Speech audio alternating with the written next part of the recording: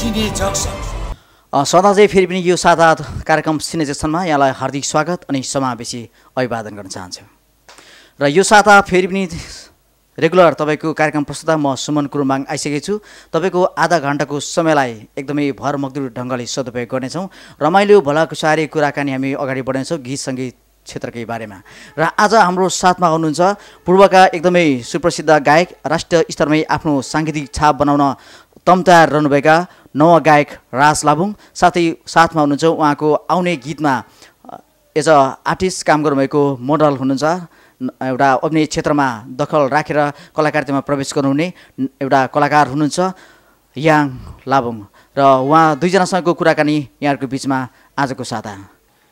तिम्रो लागि जुन टिपी ल्याउला हो मायाको फुलले सजाउला, तिम्रो लागि जुन टिपी ल्याउला हो मायाको फुलले सजाउला, मन मन्दिरैमा राखेर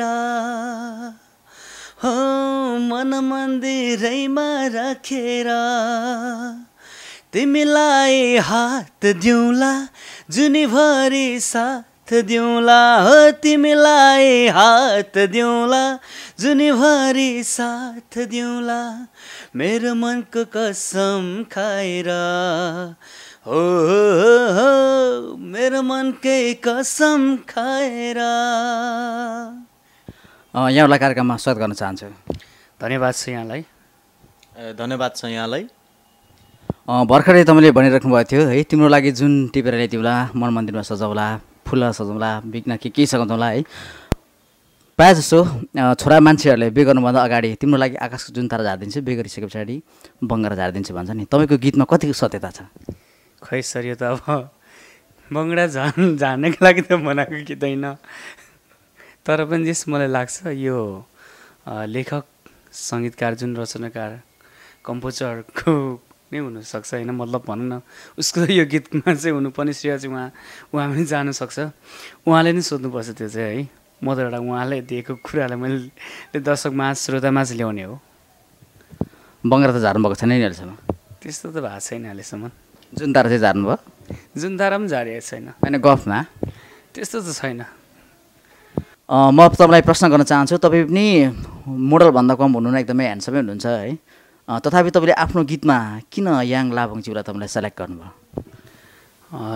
यो प्रश्नलाई तपाईँलाई धन्यवाद।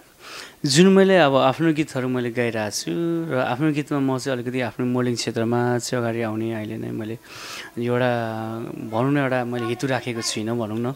आफ्नो गीतमा मैले आफ्नो गर्नु भन्दाखेरि अरू मोडलका एउटा सिर्जनाले एउटा आँसु पुग्ने हो क्या त्यो। जस्तै मैले चाहिँ किन उहाँले रोजेँ भन्दाखेरि आफै गाउनु आफै खेल्नु चाहिँ मलाई अलिक उचित लाग्दैन, किन भन्दाखेरि जति आफूले गरेको प्रोसेस कामहरू उहाँहरूले नि दिने हो। अहिले त यस्तो ट्रेन्ड पनि छ, गायकहरू आफै मोडल हुने पनि छ नि। त्यो हुनु त आफ्नोमा भर पर्ने कुरा हो है, त्यो त अब आफैमा आफ्नो एउटा खुसी कुरा हो। तर जस अरूले चाहिँ गर्यो भन्दैमा म चाहिँ गर्दिनँ। अब सम्भवतः पछि हुँदै गयो भने अब त्यो हेर्दै पछि समयले नै थाहा हुने कुरा हो। अब मलाई कस्तो लाग्छ होइन, तर मैले अरूको गीतमा चाहिँ अभिनय गरिरहेको छु। याङजी, अनि तपाईँले भर्खरै सुटिङ सक्नुभएको छ है, अनि तपाईँलाई सायद यो तपाईँको पहिलो म्युजिक भिडियो होला, तपाईँलाई कस्तो अनुभूति भयो? फर्स्ट अफ अल चाहिँ हजुरलाई क्वेसनको लागि धन्यवाद। र मेरो यो फर्स्ट होइन, मैले अगाडि पनि थोरै रोलहरूदेखि लिएर सामान्य रोलतिर त धेरै पनि खेलिसकेँ हो। फर्स्ट त्यस्तै टेली सिरियलदेखि रोड नाटक यताउति धेरै मैले गरेँ। अब डान्स प्रोग्रामतिर पनि अलिअलि डान्स गरेँ, जज म्यानेजर पनि काम गरेँ। सो मैले यो फर्स्टै त भन्नु मिलेन, तर यो म्युजिक भिडियोमा मैले चाहिँ खासै गरी भन्नुपर्दा यसको बारेमा भन्नुपर्दाखेरि समग्रमा राम्रै भयो। मलाई चाहिँ रमाइलो लाग्यो। रमाइलो भन्दा अरू जिन्दगीमा के नै होला। भिडियोमा तपाईँले अभिनय गर्नुभएको छ है, अनि अब बजारमा पनि चाँडै नै अवश्य पनि आउँछ। तपाईँलाई सफलताको शुभकामना तपाईँहरू दुवैजनालाई नै। तपाईँले कस्तो खालको एक्सपेक्टेसन गर्नुभएको छ मार्केटमा, त्यसले तपाईँको अभिनयलाई, तपाईँको एउटा स्थानलाई कस्तो खालको छाप बनाउनेछ त्यो उक्त भिडियोले?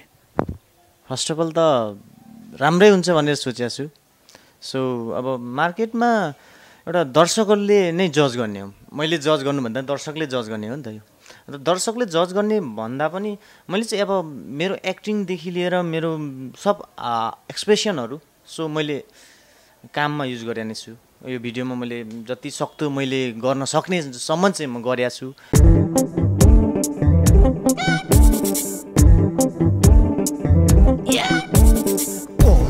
गयो पैसा त छैन यसपालि त झैन पारे भा छैन हो कि होइन हो भन ढल्किसक्यो लड्के जोबान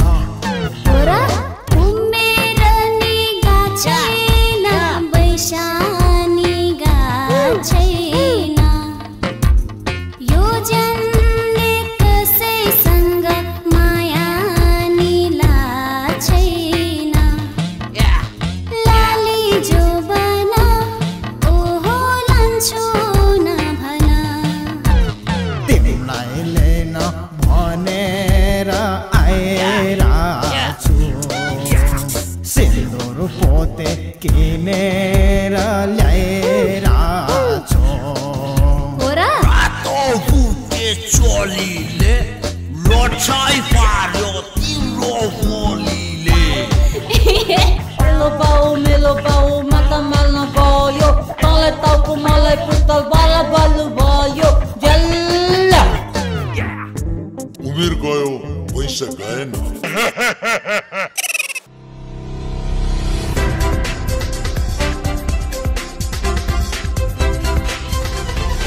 समावेशी आवाज हाम्रो आवाज प्रत्येक सोमबार बेलुकी 8:30 बजे मात्र एरिना टेलिभिजनमा।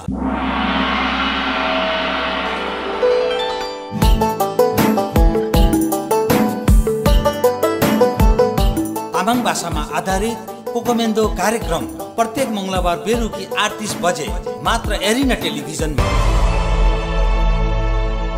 राजी तपाईँले भर्खरै गीत है लन्च गर्न लागिराख्नु भएको छ अनि यो तपाईँको कस्तो प्रकारको गीत हो कसरी तपाईँले यो गीतलाई तपाईँले बाहिर ल्याउनलाई यो अवस्थासम्म आउनुभयो?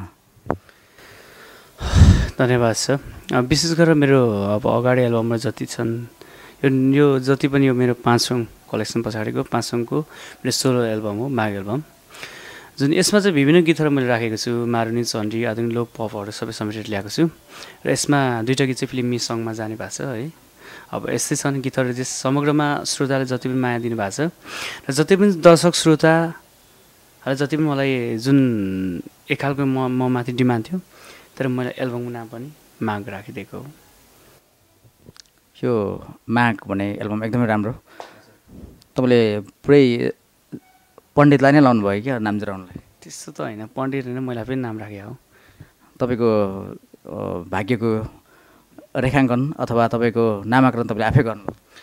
मैले मेरो नामको के भनौँ अब तपाईँलाई, मेरो नाम मेरो जुन मेरो त्यो त भविष्यबारे त अब मलाई आफैले थाहा हुँदैन एउटा कुरो। अब मेरो जुन मेरो चाहिँ के भन्छ जन्म मृत्यु जुन हुन्छ नि त्यो खालको कुराहरू चाहिँ मलाई मलाई थाहा छैन है। तर यति कुरा एल्बम चाहिँ मैले कसरी जोडाएँ भन्दाखेरि राज लाबुङले चाहिँ यो चाहिँ कसरी भन्दाखेरि तपाईँको गीत चाहिँ हामीले राम्रो गीतहरू सुन्नु पाउनु पऱ्यो। तपाईँको चाहिँ छुट्टै एउटा कलेक्सनबाट नभएर तपाईँको चाहिँ एकल एल्बम चाहियो भनेको चाहिँ डिमान्ड एल्बम माग एल्बम बजारमा लन्च गर्नु आँटेँ हो मैले। तपाईँलाई चटक्क हेर्दाखेरि एकदमै जिउडाल बिलेको एकदमै लाउरे लाग्ने टाइपको हुनुहुन्थ्यो है। अनि जनजाति समूहबाट पनि हुन्छ, प्रायः जस्तो जनजाति र कति है लाउरतिरै सानो उमेरमा होइन धेरै जस्तो प्रयास गर्नुहुन्छ। तपाईँको बाल्यकाल कसरी बित्यो? तपाईँ कसरी गीत सङ्गीततर्फ यता आउनुभयो? जेस बाल्यकालमा म अलिकति नबोल्ने खालको स्वभावकै थिएँ, तर म प्रायः स्कुलहरूमा स्कुल क्याप्टेनै चलाएर गइरहेको थिएँ है पहिला सानोमा पनि। र जस्ट मलाई चाहिँ कस्तो लाग्थ्यो भने गीत सङ्गीतले चाहिँ कसरी प्रवेश गरेँ भन्नु भन्दा म गीत सङ्गीतभन्दा अगाडि चाहिँ म खेलाडी थिएँ भनौँ न। सितोरियामा गेम खेल्थेँ र मेरो गुरु चाहिँ विकास गुरु हुनुहुन्थ्यो, उहाँले चाहिँ गेम खेलाउनुहुन्थ्यो र मैले चाहिँ ब्ल्याक बेल्टसम्म गरेँ। त्यहाँदेखि मैले एउटा पूर्वाञ्चलसम्म पनि गेम खेल्नु गएँ।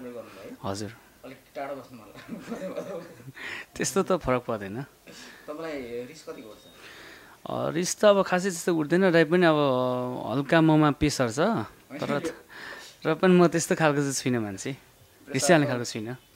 तपाईँमा प्रेसर पनि छ, रिस पनि छ अनि ब्ल्याक बेल्ट पनि छ भने चाहिँ तपाईँ अलिकति तपाईँको छेउमा बस्नु चाहिँ डेन्जर जोनमा बसे जस्तो फिल भइरहेको छ। त्यस्तो त हुँदैन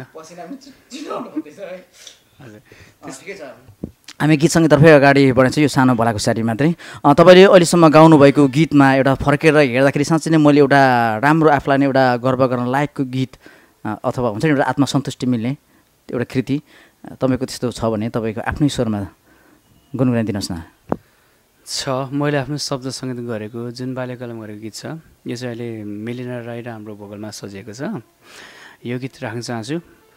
जस यो एकदम राम्रो छ यो सङ्ग आमा जुन चाहिँ एउटा आमा र बच्चाको एउटा स्टोरीमा बनेको गीत हो यो राख्न चाहन्छु। छाडेर मलाई गयौ नि आमा बादल झै उडेर छाडेर मलाई गयौ नि आमा बादल झै उडेर आमाको याद धेरै दिन कुरे आउँछौ कि भनेर आमा आउँछौ कि भनेर आमा आउँछौ कि भनेर यस्तो खालको चाहिँ आफ्नो मैले शब्द सङ्गीत गरेको छु। हजुर धेरै राम्रो छ एकदमै मार्मिक गीत है मनै कटक्क दुख्ने खालको है जनक जनक होइन एकदमै कटक्क दुख्ने खालको रहेछ होइन राम्रो गीत रहेछ। अनि तपाईँले आफ्नै शब्द सङ्गीत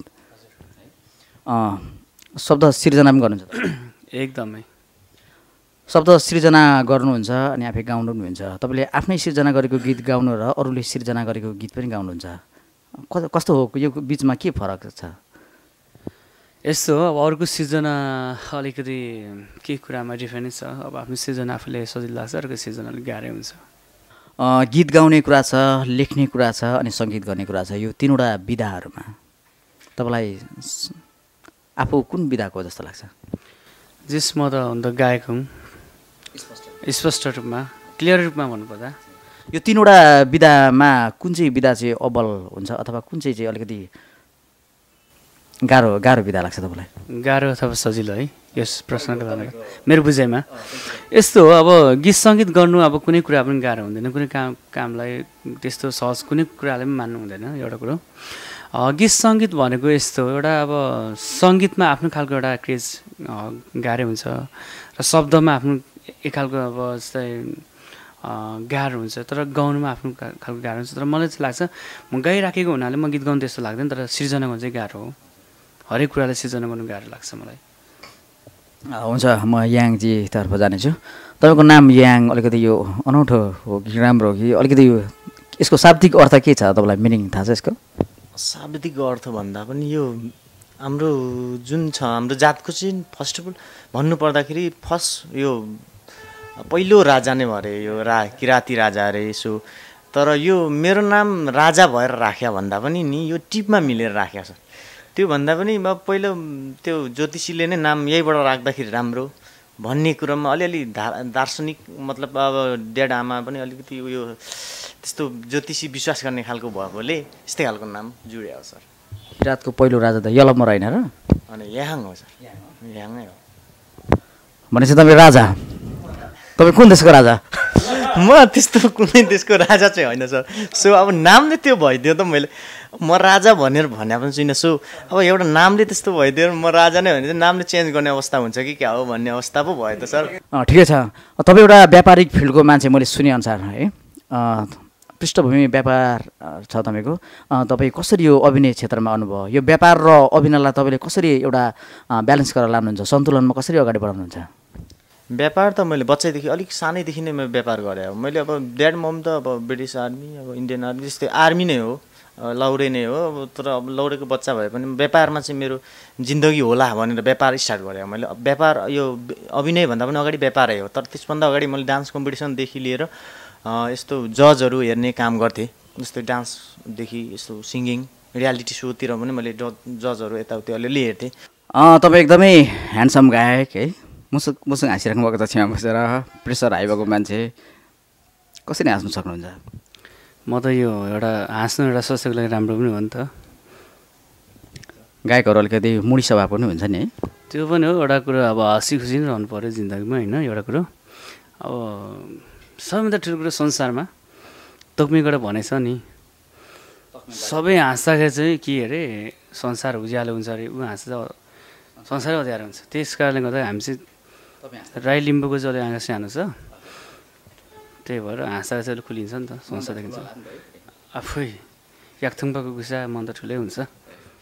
ठिकै छ। सङ्गीत र राज लाबुङ एक आपसमा कस्तो खालको तालमेल छ, अथवा सङ्गीतले तपाईँको जीवनमा भविष्यलाई कसरी निर्धारण गरिरहेको छ?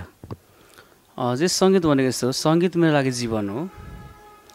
अलिकति गीत सङ्गीतको मल अहिलेको उसमा गीत सङ्गीतको मलहरू धेरै छन्, तर सङ्गीतमा गुजारा गरेर लानु धेरै गाह्रो हुन्छ है। एउटा कुरो अलिकति कलाकारलाई अहिले अलिकति सङ्गीत फिल्डमा हेर्ने भने तपाईँको युट्युब कन्सर्टले हो अनि बाहिर प्रोग्रामहरूले हो।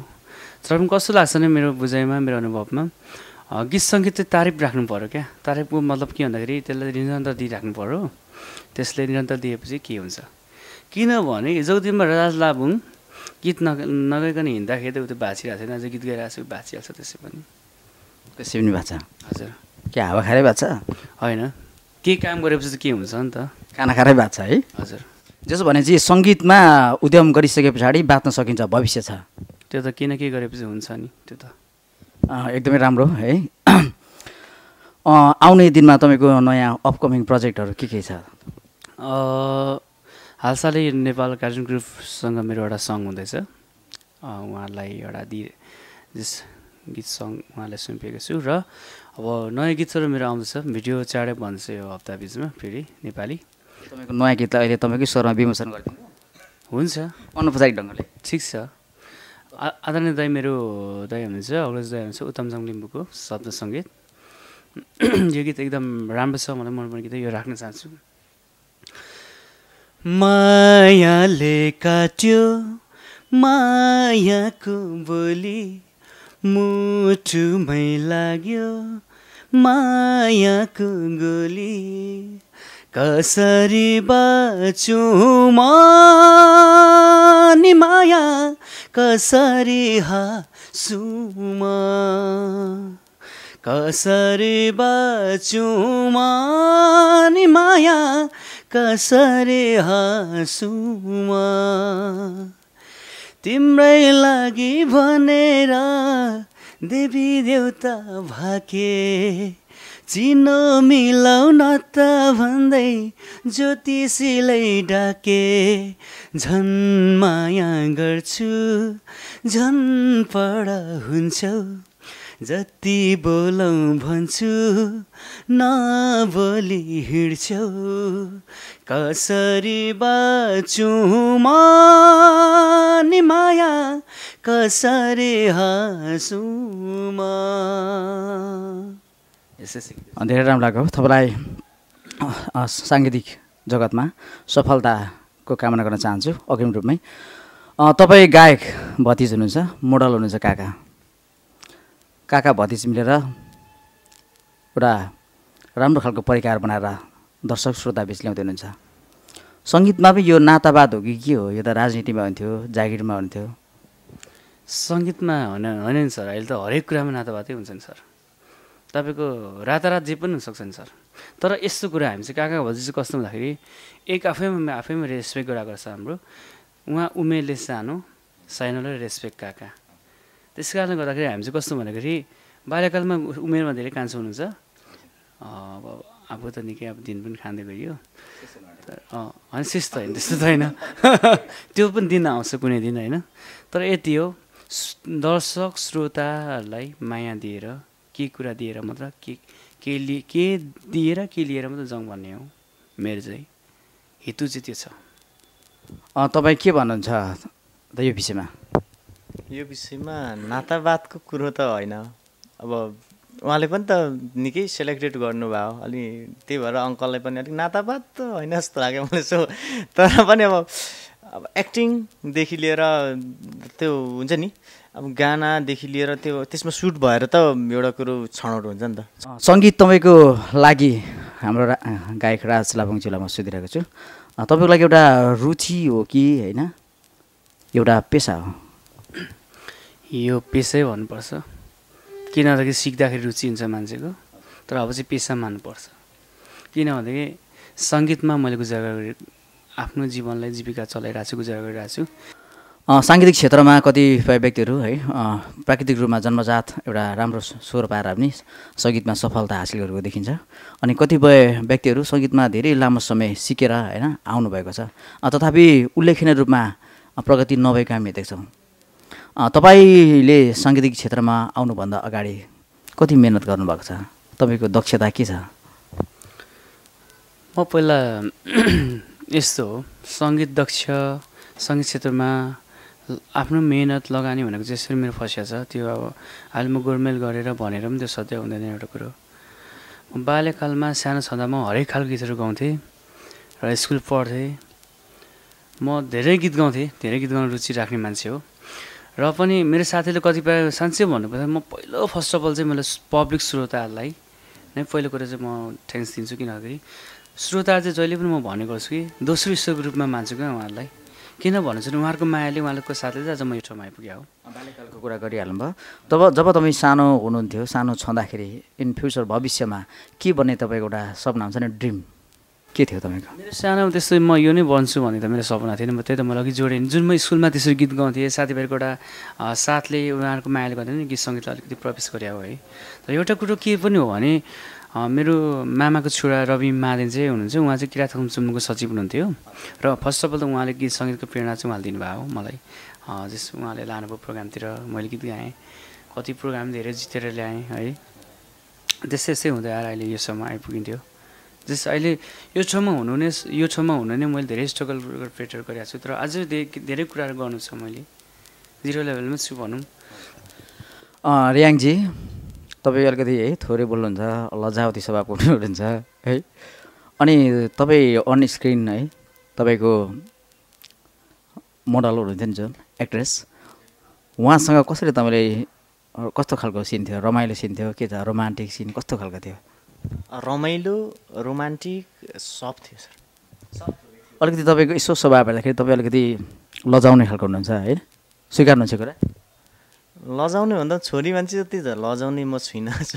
अब एउटा सुटिङमा त छोरा मान्छे भन्दा चाहिँ अलिक लजाउने, छोरा मान्छे भन्दा कन्फर्मै होला भनेपछि बिचमा भरौँ तपाईँ।